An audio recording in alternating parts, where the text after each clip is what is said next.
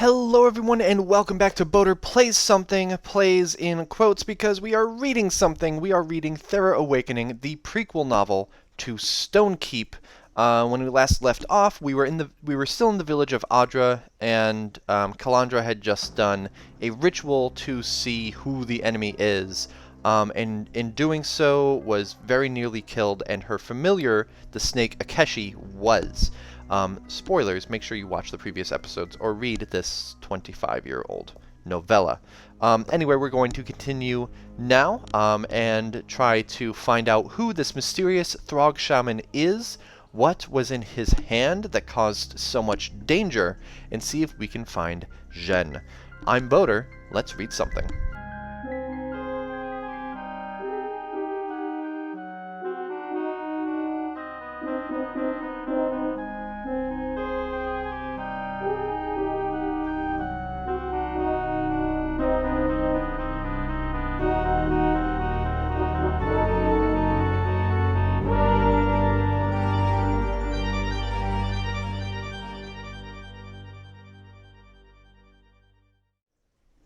Thera Awakening by Steve Jackson and David Pulver. Chapter 5. Orvig was shaking him. "Rathe, wake up, boy!" Rathe blinked sleep out of his eyes. The door's hut was open. The faint light of early morning spilled through. He looked around. There was no sign of Kel. "Where is she?" Rathe asked. He sat up. "Outside by the forest. She's laying her snake to rest. She said she wanted to be alone." "Does she look all right?" Rathe worried. "She could be in trouble." "She is trouble," Orvig said. He touched his forehead, winced. There was a bright purple bruise there. "She seemed in good shape, but something happened last night, boy. She began speaking, or something spoke through her. Then what? Her spell went wrong." "I don't know exactly," said Rathe. He pulled his clothes on absently, thinking back. "The Throg Shaman, I think he sensed her. He struck back, somehow killed Akeshi. The snake was her familiar, trying to protect her. Then he went after her, but we got her out of it." "We?" "My head may have been ringing like a master's anvil, but I know I didn't do anything." Rathe nodded. "It's hard to believe. It was killing her, an illusion maybe, I don't know. I concentrated on the rune, the one in my dream, and I was able to see them." Rathe grimaced. "Aye. Shadows," he said. "Shadows of the same Mara," Rathe answered. "They bore the same rune as the real thing. I remembered what Kel had said and thought the whole rune might have power over them." He smiled grimly. "It did." "You commanded them to vanish," Orvig said. "And they did." He shook his head. "I saw you. It was strange. Or maybe not so strange. You had had a look." "What do you mean?" Rathe said. Orvig didn't speak for a moment. "I saw it on your on your mum's face. Yeah, we'll go with Mum. I saw it on your mum's face once, when she was healing a boy who was near death. He was at the brink, and she wouldn't give up. And she brought him back." The dwarf looked sober, annoyed that he couldn't say the word mother in his accent. "Was my mother a rune mage?" Rathe said. "She was, boy." Orvig looked sober. "And I think you are too." Smoke swirled skyward from the crackling pyre by the forest's edge. There was a smell of burning meat and incense. Kel was there, dressed in her skins but wearing her feather cloak. "I make no mask for Akeshi," said Kel. She turned to Rathe. Her eyes were dry. "His spirit goes to the winds." "To the winds," Rathe repeated. He rested his hand on her shoulder. "I'm sorry, Kel." She shrugged him off. "We have to go," Kel said. She had a bundled pack at her feet. "I can't stay here." "Especially since that fire said here we are to every throg and insect within a dozen miles," grumbled Orvig. "Couldn't you just bury him?" "Orvig," warned Rathe, but Kel didn't take offense. "He's a snake, not a man," she said, still watching the drifting plume. "He has no mask. It's the way. This is the way. The fire doesn't matter anyway." "What do you mean?" Orvig said. "Rathe should know," Kel said. Rathe considered. Gods! He exclaimed. The shaman, does he know we're here? Yes, Kel said. That's how he attacked me. I'm sorry, I should have told you. She plucked a twig from a tree, snapped it. You weren't in any shape, said Rathe. None of us were. It was true. The battle had left him exhausted. So we move out. Orvig sighed, stared at the tiny funeral pyre. Where? We still don't know where to find Jen. But we do, Kel said. I saw your sister. What? Said Orvig. The lost soul, said Rathe. That was Jen? Yes, said Kel. She seemed unharmed. Unharmed! A grin spread over Orvig's face. He reached up and hugged her. Calandra of Adra, I thank you! It was hard won, Kel said. She squeezed free. Then her face softened, melted by Orvig's joy. She looked so young. We grow slowly, said Orvig lightly. He stepped back. She's older than you, I'd guess. He took Kel's hand. Tell me, what else? Oh, she's underground. A small chamber, rough-hewn. A water drips from the ceiling. She was counting the drops.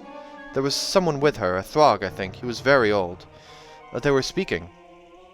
What did they say? Rathe asked. Jen was alive. I don't know. They spoke in the Throg tongue. A light burned just outside. A lamp. It hurt the Throg's eyes. That's all. Jen knows the Throg language? She's good at things like that, Orvig said. She's a traitor. Jen wasn't all you saw, Rathe said. He didn't want to press her, but... You spoke of the Shadow's Teeth. We know that name, Orvig said. The foothills by the broken lands where the forest ends. He looked at Rathe. Do you still have Hoth's map? It's back in the hut, he said. Is that where she is? I think so, Kel said. She was still holding the twig. Now she knelt and began scratching on the ground. Here we are at Adra. She pointed. She picked up a pebble, eyed the sun, then plunked it down. Gotmeg, she decided. Again, a day north.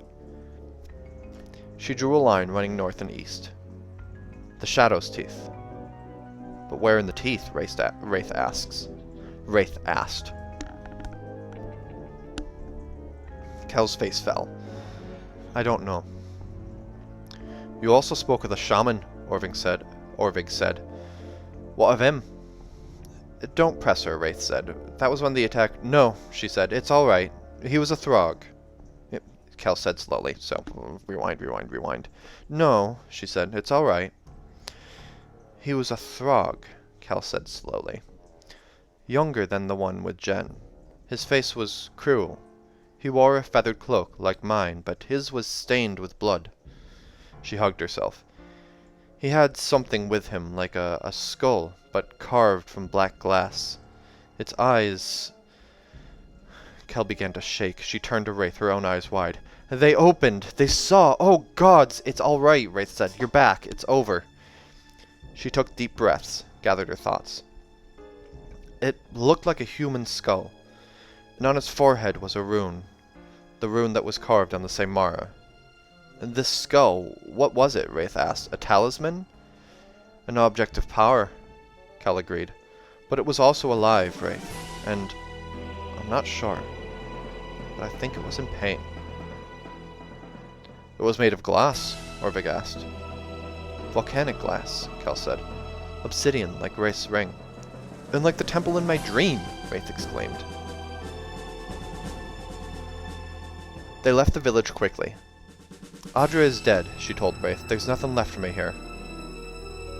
Kel led them north by the secret paths her people had known. The day was cooler than it had been, for clouds were gathering in the west. They saw a black bear and 2 cubs, but no sign of Saimara, man, or Throg. Once they heard a beat of wings. Kel shooed them into the bushes, but it was only a large hawk. Next time don't pick a thorn bush, Orvig said. Ouch. I have some salve, said Kel. She pulled a small clay pot from her pack. Here, let me. I thought the Saimara hunt only by night, Rathe asked. They do, she answered, but it's by choice, not law. Their eyes are poorer and the light bothers them, but I think this shaman could drive them to hunt by day if his will was strong enough. She shrugged and raised an eyebrow at Orvig. Better scratched than dead. When night came, Kel said they were some miles east of Gotmeg, Adra's sister village. How much farther? How much farther? Orvig asked. We must find a river. The The Erdelai, she told them. It runs cold and swift. I think we'll reach it around noon next day, if we keep up this pace. When we reach it, we follow its bank for half a day, then turn east. We've made good time, Rathe said. Yes, Kel agreed. Tomorrow we'll see mountains. Kel drew the first watch, Rathe the last. It was a few hours before dawn. The night was cloudless and bright with stars, but a chill wind whistled among the trees. Among the hills. His watch wore on. Orvig lay sleeping like a log, his breathing slow and steady. But Kel's blanket had slipped off, and she stirred fretfully, murmuring as the wind whipped through her hair. He bent to listen, fearful that something was wrong, that the fit had returned, but it was only names she was speaking. Akeshi, other names, relatives, lovers. Did she walk with them in pleasant memories, when they still lived? Or was it a nightmare? He hesitated, reluctant to wake her. Then, afraid she would catch a chill, Rathe drew the blanket back over her. He reached out and touched her cheek. She stirred slightly, then seemed to settle down. Creepy, dude. Both of them had lost their parents, Rathe realized. They shared that bleak bond. He held up his hand to the starlight, stared at the ring on his finger. Kel had her memories, however painful, while he could only summon vague images. His mother's scent, a snatch of cradle song, a toy he had played with. But he still had Orvig. He gazed at the sleeping dwarf. He wished Orvig had told him about his parents' fate before, and yet he could not get angry. He cared too much for the old dwarf. To his heart, Orvig was his father too. He would find Jen, he vowed. Orvig's family was his own. Dawn came, and with it a thick mist. I doubt we'll see mountains in this soup, Rathe told Kalandra over breakfast, or be able to find our way. It will slow us, but it'll also hide us from prying eyes, Kel answered. We only need to find the river. If we don't lose our way and fall in quicksand instead, grumbled Orvig. Trust me, Kel said. Spoiler alert, in a longer book, that would be foreshadowing. But, anyway. They marched in silence, the enveloping fog stifling conversation, muffling all sounds, even their footsteps. Soon the ground was no longer flat, but undulated in a series of low hills. They moved slowly but steadily, Kel apparently unafraid of becoming lost. She held her spear out, occasionally stopping for a second, moving it back and forth, much as a blind man would use a walking stick. It was odd. Rathe decided to try something. He imagined the rune, Thera's rune, and concentrated, willing himself to see in the same way he'd seen the shadow beasts. Because apparently, although there are a lot of runes for a lot of different applications, Rathe's Thera rune is just a jack-of-all-trades, catch-all. I need to do something runey, so we'll just use this one. But sure enough, a warm amber glow was coming from the spear, from the third rune along its shaft. As Kel moved the spear back and forth, it changed in intensity, the glow increasing as she pointed it to the left. Kel nodded to herself, and led them off in that direction. Aha, Rathe thought. I was right. It was noon when they heard the sound of running water. They had reached the Erdelai, as it wound its way north. Your trusty guide, Rathe said. It wasn't going anywhere, Kel replied, but she smiled at him, glad of the praise. What do you mean it wasn't going anywhere? It just says that it was running water. It was mid-afternoon, and they were resting ere they continued on through evening. Orvig and Kel had gone to refill the canteens by the river. Rathe could see Orvig, although Kel had vanished. He frowned. They'd both promised to stay within earshot. Rathe sat in the shadow of the tree. Hoth's map was spread out before him, and he was marking the route they'd traveled as best he could, filling in the white space. The sun was warm on his back. The forest might be full of foes, and he kept his sword beside him, but for now, at least, it seemed peaceful. The sun had burned away the mist, and the river lay before them, its west bank overgrown with willow and sycamore. A trill of birdsong mixed with the chirp of crickets. The day had turned warm, and the sun sent bright shafts through the forest canopy. When he heard a rustle above him, he reached for his blade. A musical laugh drifted down. He looked up. Kel was perched on the oak's limb, long legs swinging. Hey, Rathe, can you catch me? She said. Kel? Rathe exclaimed. Probably less accusatory than that. Kel! Rathe exclaimed. She laughed again, then hooked her legs around the branch and swung upside down, her hair dangling down. Keep folk can't climb, she taunted, her voice a sing-song. That was it. With a mock growl, Rathe scrambled after her. Laughing, she fled, agile as a monkey. He caught her halfway up, but somehow he was sure she let him. Kel teetered, nearly falling, and he put his arm around her waist to steady her. She turned her head and kissed him. Kel, for saving my life, she said. May I? Rathe asked. She looked into his eyes, green as her own, and nodded twice. They kissed again. It lasted a long time before they broke apart. Still rolling my eyes a little bit, but we'll roll with it. They sat in silence, watching the rushing river below them. But their eyes were drawn northward, where the hills grew greater in the distance, until they merged as one with the sky. The Shadow's teeth, Rathe said. We'll reach them tomorrow, Kel agreed. When we get there, what will you do? Find Jen, said Rathe. Yourself? I still have a debt to pay. And afterwards? She shook her head, then looked down. Oh, cats, Kel said. Rathe followed her gaze. Orvig was standing below, holding a string of water bottles. He shook his finger at her. Oops, said Kel. I forgot to help fill the bottles. Orvig and Rathe went to wash their clothes in the river. Rathe had cleaned his back at address, so he finished first.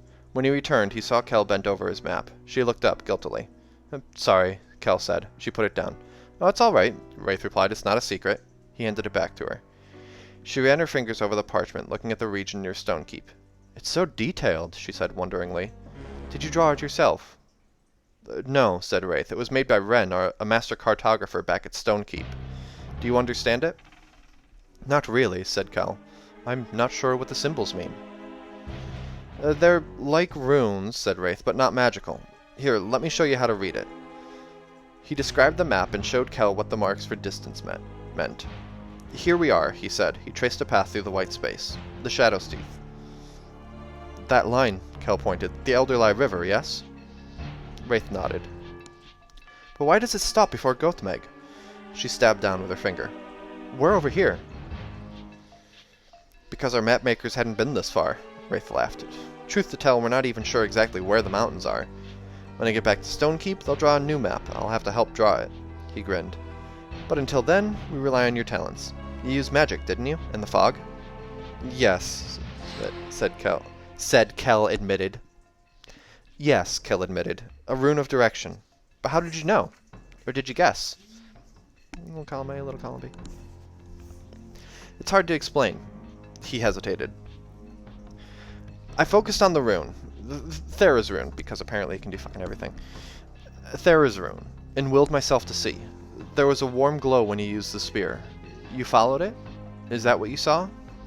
Kel shook her head. Magic is different for everyone. I felt a kind of tug, not a glow. But yes, the spear guided me. Orvig said your spear held death runes, Rathe said, speaking in a low voice. It doesn't, does it? He's no rune master, Kel replied. A rune has many faces, Rathe. She stared out into the river. Felmerg, the rune that guided us through the fog, also holds the spear true when I throw it into a foe's heart. She put her hands on her hips, then gave him a quizzical look. Don't they teach magic at Stonekeep? They do, Rathe said, but I was never chosen to learn the art. The more fools, them, she said. What's it like? The keep? Yes. She took Rathe's hand in both of hers. Tell me. It's very different from living here deep in the forest, Rathe said, and yet the forest is part of all our lives. Rathe described the huge citadel of the keep towering over the forest, its many halls and winding underground passages. Calandra listened raptly, sometimes shaking her head, but making no comment till Rathe described its thousands of inhabitants. That many? But what do they all do? Most of us are loggers working in the forest. Not farmers or hunters. She was skeptical. Do you eat wood? No. Rathe grinned. He saw Orvig returning, bearing his laundry, face and beard wet. We leave that to the dwarves. You're teasing me, Kel said. A little, Rathe admitted. Some of us are hunters, but we gather fruit and nuts in season, same as you. But the dwarves dwell deep beneath our halls and grow mushrooms in their caves. In return, we bring them timber to frame their passages and stoke their furnaces. They forge good steel. He slapped his sword. So that's why your folk gather wood, said Kel. She turned to face Orvig. Are you a mushroom farmer? Kel asked him. Or a smith? Neither, replied Orvig proudly. My clan is the stone melters. Stone melters. Stone melters. Ours. I can't. My clan is the stone melters. You melt stone? No. Fuck. You melt stone? Kel asked. Why? We brew strong acids to etch rock into carvings, Orvig said. We also make other goods, like glass, from things like sand. Have you seen a telescope? No, said Kel, but I've heard of them. I wish I had one with me, Orvig said glumly. Maybe we could spot that mountain. They shared a meal of dried fish and cheese, then resumed their journey. They scoured the riverbank for trails that would take them from the foothills into the mountains. Late in the afternoon, they found one, an old game track. Kel stopped to read the signs. It had been used, and recently. A dozen booted feet, and other prints. It led northeast. They followed it. Kel walked in front with Rathe beside her. Their eyes scanned the trail, but they talked easily, speaking of the differences between the trees in this place and those around Stonekeep. Orvig brought up the rear, staying silent, though he smiled sometimes as if to himself. Suddenly, Kel froze. Saimara, she hissed. Quick as a serpent, she vanished behind a boulder. Rathe and Orvig scurried for hiding places. Rathe found himself in the bushes at the base of a small pine. He peered out. Whispering death. There was only one, but it still sent shudders down Rathe's spine. A thing of glittering armor and flashing spikes and wings, it was beautiful in its sheer, deadly grace. It circled, humming to itself. Was it after them? Rathe's hand closed tightly on the hilt of his sword, and he slowly unfastened the shield from his back. It furled its wings and dived, stooping like a hawk. Rathe's heart leapt into his mouth, afraid that it had spotted Orvig or Kel. There was a squeal of pain, and then the death emerged, a small rabbit impaled on its forearm spike. Rathe breathed a sigh of relief. Hunting, but not for them. The creature launched itself into the air, alighting on a nearby tree. A cloud of pine needles showered down. A cloud of needles, yes, because there were so many packed into a tiny little clown car. Okay, never mind. A cloud of pine needles showered down. Perched on it, the Saimara looked like an exotic weathercock. It stared down at its captive, compound eyes reflecting myriad rabbit images. The agonized creature mewed piteously as it writhed on the spikes. Then the Saimara bent over, and its jaws closed on the rabbit's head. Blood splattered. It slurped up what was left with a wet sucking sound, then dropped the carcass and launched itself skyward, wings buzzing toward the east. Soon, it dwindled to a black dot. The sun was an orange glow, low in the sky. They were among the foothills now, climbing steadily. The mountains loomed high above them, covered with a dense pine forest. That evening they found a place to camp, a small copse a score of paces from the summit of a low hill. Their supper was meager, the last of the bread and cheese, 2 onions, and the remnants of Kel's fish. Their rations were nearly gone. They would last another day at most. We should have taken that rabbit, remarked Rathe, the one the death threw away. Orvig looked at him suspiciously, but Calandra just nodded. It had no rune, it was just a wild hunter. It was dangerous, but not magic. Magic spelled without the K, so... editing. Who takes first watch? Rathe asked. He was dead tired, but doubted the others felt any better. We'll be in poor shape for tomorrow, Orvig grumbled. Orvig's right, Kel said. Tomorrow we reach the mountains. We need some rest. She reached into her pack and removed a small wicker cage. It held the skeleton of a bird. That was in your hut? Orvig said, surprised. What is it? A talisman, Kel said. I can use it once, without a lengthy cleansing. Rathe watched, fascinated, as Kel plucked a feather out of her cloak, pricked her finger with its tip, and then sketched a delicate rune on the bird's skull, over each tiny eye socket. Cybaris, she said, the guardian. She addressed the bird. Watch well, spirit of the forest. If throg or beast or man approaches, wake us. She hung the cage on the tree limb. We can rest easily tonight. But don't leave its sight, or the spell will be broken. If foes come, Cybaris will give warning, but not much. Dead tree and dead birds, said Orvig gloomily. He yawned. I hope this works better than the Ethark. If you toss a pebble and your foe replies with a spear, is your aim any less true? The shaman was stronger than I thought. She scowled. Next time I'll be ready. Wraith's eyes were drawn back to the wicker cage. He fell asleep, wondering what call a dead bird would make. The image haunted his dreams, and he saw skeletal ravens flying over a forest of dark trees whose leaves were broken glass. Then, suddenly, a shadow fell across the forest. The leaves shattered and fell to the ground with a sound like 1,000 broken mirrors. Rathe woke with a jump. He saw Orvig as the dwarf snatched up his sword. He looked up. The dead bird's cage slowly rotated in the tree. There was no wind. Shh, hissed Kel. Throgs. Rathe lay crouched down, face pressed into the brush. Kel was on his left, Orvig behind him. He couldn't see the Throgs, but he heard their harsh voices calling to each other, the snap of twigs as they widened the path through the wood, the clank of metal and the creak of leather. Their croaking language seemed a blending of frog and bird, and yet, he thought, it did have a complex, rhythmic structure that spoke of intelligence. They lay still for some minutes. The band was going north. Kel and Rathe studied the tracks. 5 of them, Kel said. A small party. Probably hunters. What now? Said Orvig. He yawned. Back to sleep? No, we need them to lead us to their stronghold, Rathe said. This may be our only chance.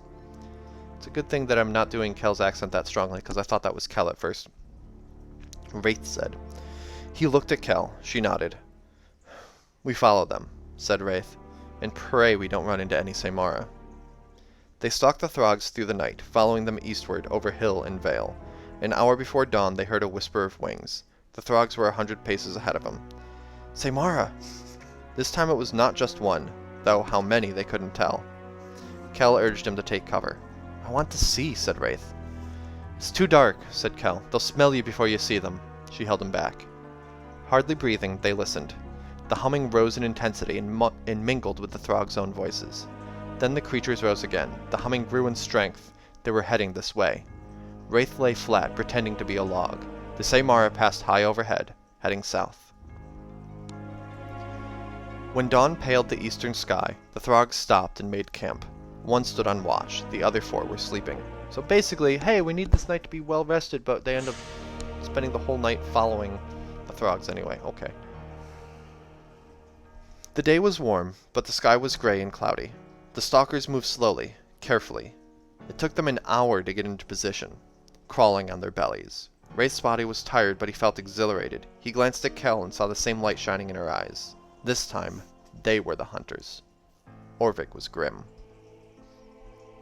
As an afterthought, Orvig was grim. They could see the Throg who was standing watch. He had green skin, pointed ears, and no hair. He was about Rathe's height, although he stood slightly bow-legged. He wore crude skins and fur boots and leaned on a spear. A short sword was strapped to his side. He was humming quietly to himself. They struck swiftly. Kel murmured words and threw. Her rune spear flew as quickly as any arrow, piercing the sentry's throat. He dropped, gurgling. Rathe and Orvig raced forward. Their swords rose and fell. It was butcher's work. 3 Throgs died before they woke. The 4th rolled over and drew a long knife, snarling. Orvig dealt him a vicious kick to the head. He collapsed. Rathe stood panting, covered in gore. Green bodies were scattered about. Orvig looked ill. How many sentences are just Orvig, blah, blah. Orvig looked ill. A weak, retching noise came from the Throg that Orvig had kicked. Kel smiled, grimly. Kel searched the corpses while Orvig and Rathe bound the captive warrior to a tree trunk. Rathe was surprised. The Throg was female. He leaned down, put his sword to her throat. We want to know a few things, said Rathe slowly. Do you understand me? Uyasru makar kairayanis unamakar, she said. Wiotha el falconi. Orvig knew a little of the Throg tongue. Jen had practiced on him. He translated.